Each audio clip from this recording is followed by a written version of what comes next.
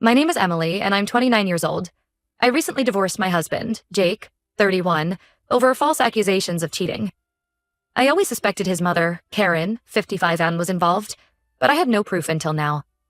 Jake and I grew up in Millbrook, a small town known for its struggling economy and high unemployment rates. We lived in the same neighborhood, properly nicknamed the Pits by locals. It wasn't the best area. Lots of low-income families struggling to make ends meet. My parents moved us there when I was 12 after they both lost their jobs in the city. Dad was a factory worker, and Mom was a receptionist at a law firm. They tried to shield us from the reality of our situation, but even as a kid, I could sense their stress and worry. Jake had lived in the Pits his whole life with his grandparents, Bill and Martha. His mom, Karen, was hardly ever around due to her issues with substance abuse. I remember the first time I saw Karen. She stumbled into Bill and Martha's yard during a neighborhood barbecue, slurring her words and barely able to stand. Jake, who was 14 at the time, calmly led her inside, his face a mask of practiced indifference. It broke my heart to see how used to this he was. Despite the tough circumstances, Jake was incredibly smart and hardworking. He was a few years ahead of me in school and often helped me and my younger sister Lily with our homework. In return, I'd help him with chores around his grandparents' house. Bill had a bad back from years of construction work, and Martha suffered from arthritis, so Jake took on a lot of responsibility at a young age. I remember one particular day when Jake was teaching me algebra. We were sitting on his front porch, the summer heat making the pages of our textbook stick together. Frustrated with a particularly difficult problem, I threw my pencil down and declared I was too stupid for math. Jake looked at me seriously and said, "Emily, you're not stupid. You just haven't figured it out yet. And that's okay because I'll help you until you do." That moment stuck with me. It was the first time someone outside my family had shown such faith in me. As we grew older, our friendship deepened. We'd spend hours talking about our dreams and fears. Jake wanted to start his own business someday, to prove to everyone in the Pits that it was possible to make it out. I dreamed of becoming a teacher, inspired by the patience Jake had shown me. When Jake graduated high school, he got a scholarship to a good college in the city. His grandparents scraped together what they could to help with expenses, selling their old car and taking on extra shifts at their jobs. Karen, unsurprisingly, didn't contribute at all. She didn't even show up to his graduation. I remember holding Jake's hand as he watched other parents congratulating their kids, his jaw clenched tightly. Jake and I tried to maintain a long-distance relationship when he left for college. We'd talk on the phone every night at first, sharing stories about our days. But over time, the calls became less frequent. Jake was busy with his studies and part-time job, and I was focused on finishing high school and helping my parents, who were still struggling financially. Then, one day, I got a text from Jake. It was brief and to the point. He thought it was best if we broke up. He said the distance was too hard and he needed to focus on his future. I was devastated. I tried calling him, but he didn't pick up. For weeks, I cried myself to sleep, feeling like I'd lost not just my boyfriend, but my best friend. Years passed, and I didn't hear much from Jake. I focused on my studies, got into a decent college in our state, and started working towards my teaching degree. I dated a few guys, but nothing serious. A part of me always compared them to Jake, and they always fell short. Then, out of the blue, I saw Jake's name on the guest list for a talk at my college. He had become a successful entrepreneur, and I was assigned to moderate the session. When I saw him walk into the auditorium, my heart skipped a beat. He looked different, more polished, confident. But when he smiled at me, I saw the same Jake I'd known all those years ago. After the talk, we went for coffee to catch up. Jake told me about his journey, how he'd worked hard, started his own tech company, and even reconnected with his mom. Apparently, Karen had married a wealthy man named Robert who adopted Jake and invested in his company. I was happy for Jake, but a part of me felt the twinge of jealousy. He had achieved his dream of making it out of the Pits, while I was still struggling to finish my degree and help my parents make ends meet. One thing led to another, and Jake offered me a job at his company. At first, I hesitated, thinking it might be awkward, but he insisted. Over the next few months, we grew close again. Jake proposed, saying he regretted breaking up with me years ago. I was overwhelmed with emotion and said yes. That's when the trouble started. Karen wasn't pleased about our engagement. She arranged a lunch for us to get to know each other, but it was a disaster. She was sweet in front of Jake, but made nasty comments when we were alone, calling my family and me gold diggers. I told Jake about it, but he brushed it off, asking me to ignore her behavior. Our relationship became strained because of Karen's constant interference. She was always in Jake's ear, filling it with lies about me and my family. Despite the ups and downs, Jake and I eloped and got married. Karen put on a happy face at the reception, but I could tell she was seething inside. Things were okay for a while until my sister Lily asked for some seed money for her startup, a small bakery she wanted to open in our hometown. Jake generously offered to invest, no questions asked. I was touched by his gesture, remembering how much my family had struggled when we were younger. Unfortunately, Lily's business struggled. The economy in our hometown was still bad, and people didn't have extra money for fancy baked goods. Jake started to worry about his investment. He became distant and irritable at home. We fought over small things, and the tension kept building. The breaking point came when Jake forgot our first wedding anniversary. I was hurt and decided to stay with my parents for a while. We had already planned a small gathering for our families after our anniversary, so we decided to go ahead with it and act like the perfect hosts. The day before the party, I got a shocking call from Karen. She told me to pack my bags because she had found the perfect girl for her son. I hung up on her and went home to talk to Jake about his mother's behavior. But when I arrived, Jake was drunk and unresponsive. The next day at the gathering, the tension between Jake and me was palpable. Even my distant cousins noticed something was off. I tried to talk to Jake, but he brushed me off. Later, he came back with an envelope, saying it contained proof of me cheating on him. I was stunned. Inside the envelope were divorce papers and some inappropriate pictures of me with another man. I couldn't believe what I was seeing. I tried to explain to Jake that the pictures were fake, but he wouldn't listen. He told me to leave, saying he should have listened to his mother and never married into a family of gold diggers. Heartbroken and confused, I went back to my parents' house. Lily looked at the pictures and immediately pointed out that they were clearly doctored. We decided to confront Jake the next day, but before we could, he showed up at our door. I thought maybe he had realized something was off about the pictures. Instead, he demanded that I sign the divorce papers immediately. When I refused and tried to explain that the photos were fake, he threatened to file fraud charges against Lily for the failed business investment. I was devastated. The man I loved and thought I knew was threatening my family. With a heavy heart, I signed the papers. It was only after the divorce that I discovered I was 2 months pregnant. Now, 6 months later, I've given birth to a beautiful baby girl named Sophie. Jake has been supportive from afar, setting up a trust fund for her and agreeing to shared custody. But I can't help feeling that there is more to this story than meets the eye. I'm determined to uncover the truth. Not just for my sake, but for Sophie's future. Update 1. It's been a whirlwind few weeks since my last post. I can't believe how much has happened, and I'm still trying to process it all. About a month ago, I received an email that changed everything.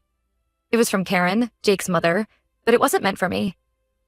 She had accidentally included my email address in a message intended for a woman named Melissa, who she was trying to set Jake up with. The email detailed Karen's plan to get all of Jake's money, with instructions on how Melissa should manipulate him. I was shocked. This was the proof I needed to show that Karen had been behind.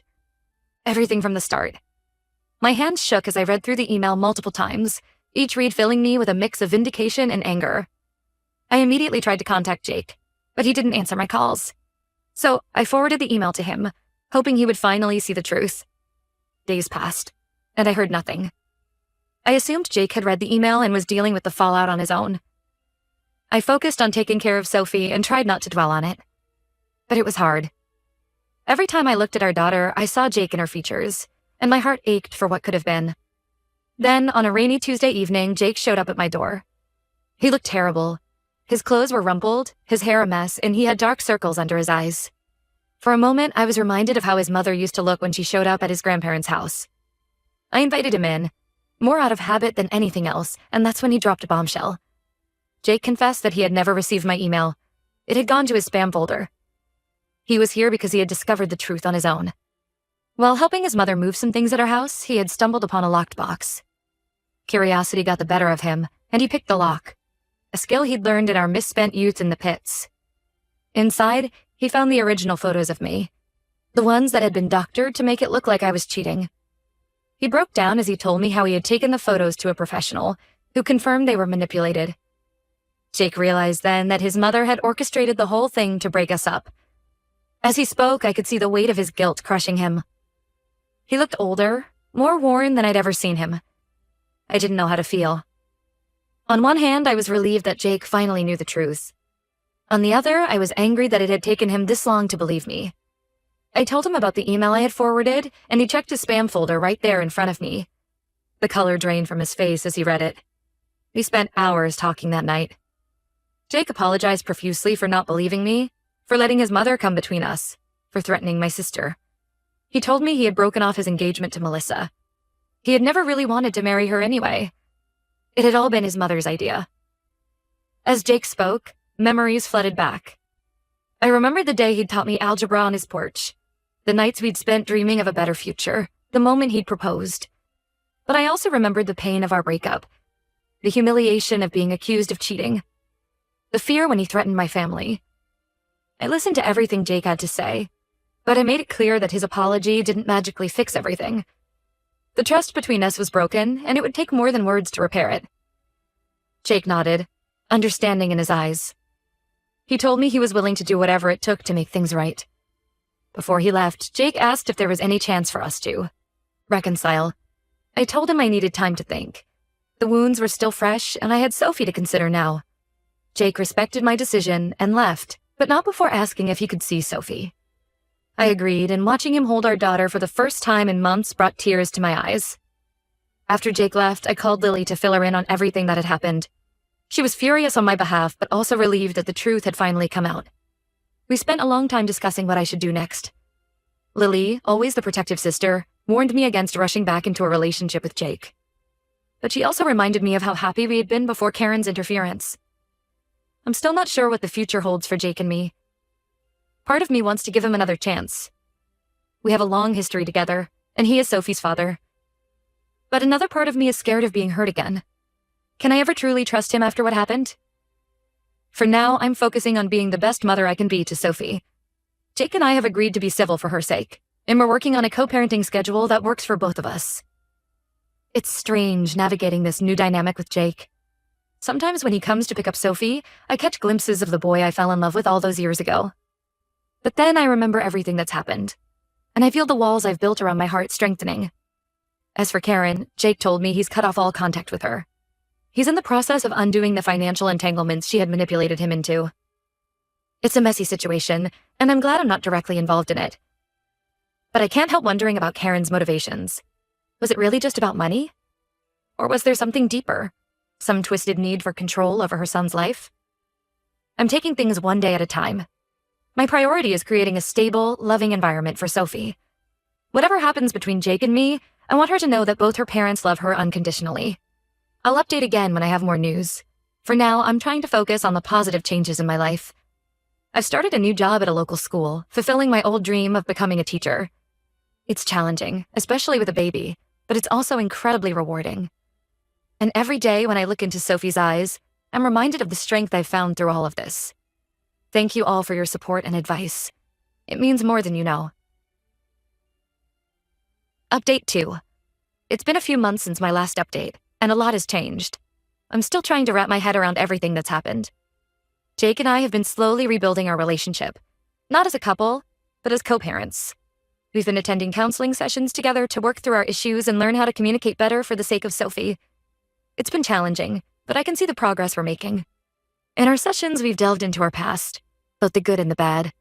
We've talked about our childhood in the pits, how it shaped us and our expectations of relationships. Jake opened up about his feelings of abandonment from his mother and how that affected his ability to trust. I shared my insecurities about not being good enough for Jake after he became successful. It's been painful at times, but also cathartic. The biggest development, however, involves Karen. Jake decided to press charges against her for fraud and harassment.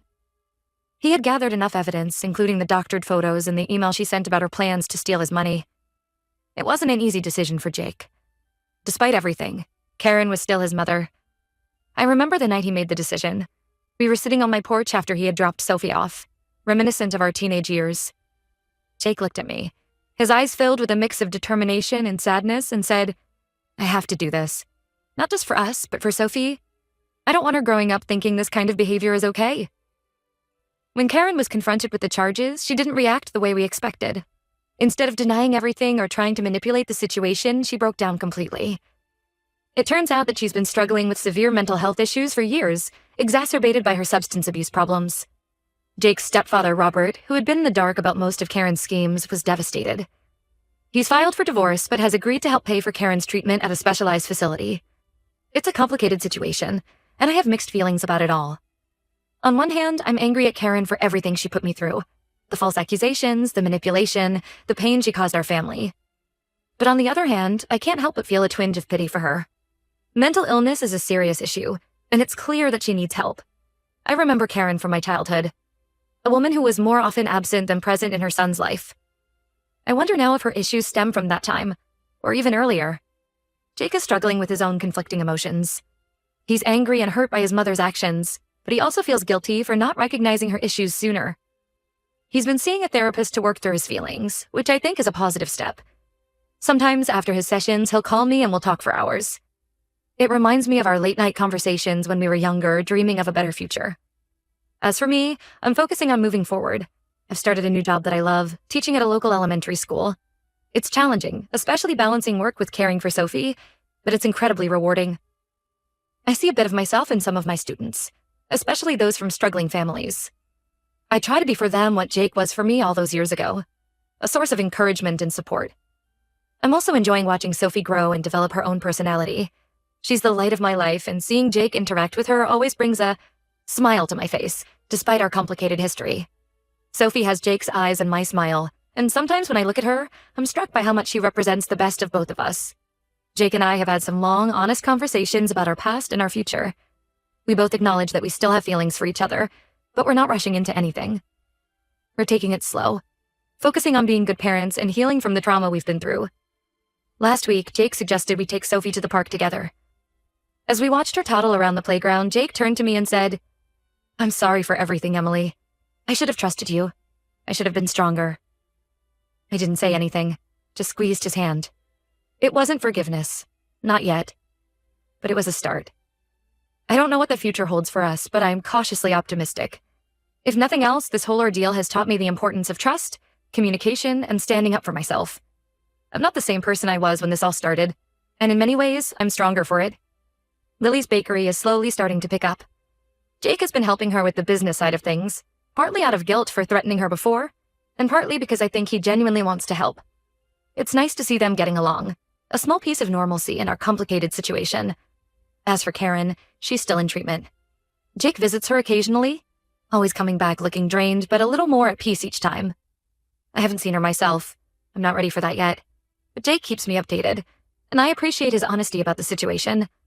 I'll update again if there are any major developments. For now, I'm taking things one day at a time, focusing on being the best mother and teacher I can be. Thank you all for your continued support and advice. It's been a long, difficult journey, but I finally feel like I'm on the right path. Update 3.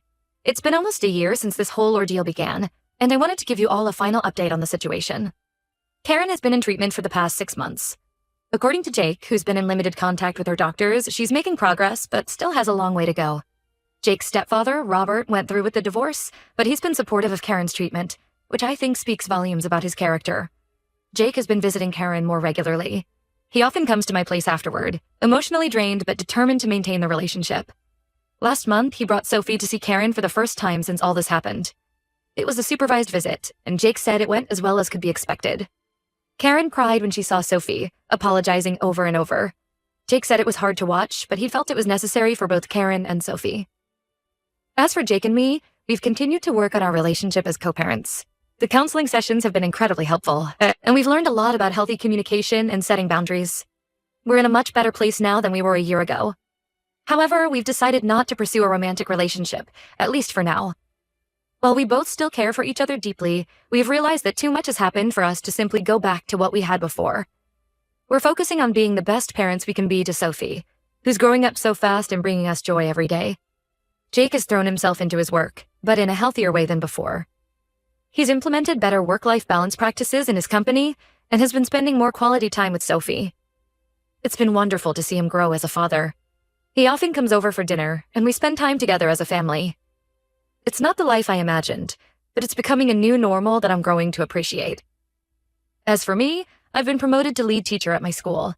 I'm loving the new challenges it brings, especially working with at-risk students. I've even started a mentoring program, inspired by my own experiences growing up in the pits. It's been incredibly rewarding to see these kids start to believe in themselves and their futures. I've also started dating again, taking it slow and being very cautious about who I introduce to Sophie's life. It's been refreshing to meet new people and remember that there's a whole world out there beyond the drama I've been through. Jake has been supportive, which I appreciate. We've agreed to be open with each other about our dating lives, especially when it might affect Sophie. Lily's bakery is finally turning a profit. Jake's business advice and a small loan from his company really turned things around. She's even talking about opening a second location. It's been amazing to see her dream come to life, and I'm incredibly proud of her perseverance. Sophie is thriving. She's a happy, curious toddler who loves both her parents. Jake and I make sure to never speak negatively about each other or about Karen in front of her. We want her to form her own opinions as she grows older. She started preschool recently, and it's been a joy to watch her make friends and learn new things. Looking back, I can hardly believe everything that's happened. It's been a painful, difficult journey, but I've learned so much about myself, about resilience, and about the importance of trusting my instincts. I'm proud of how far I've come, and I'm excited about what the future holds. There are still tough days. Days when I look at Jake and Sophie together and feel a pang of what might have been. Days when I worry about Karen's influence on Sophie's life as she grows older. But overall, I feel stronger and more capable than ever before. Thank you all for your support throughout this crazy time. Your advice and kind words have meant the world to me. While this chapter of my life is closing, I'm looking forward to writing new ones. Here's to new beginnings and brighter days ahead.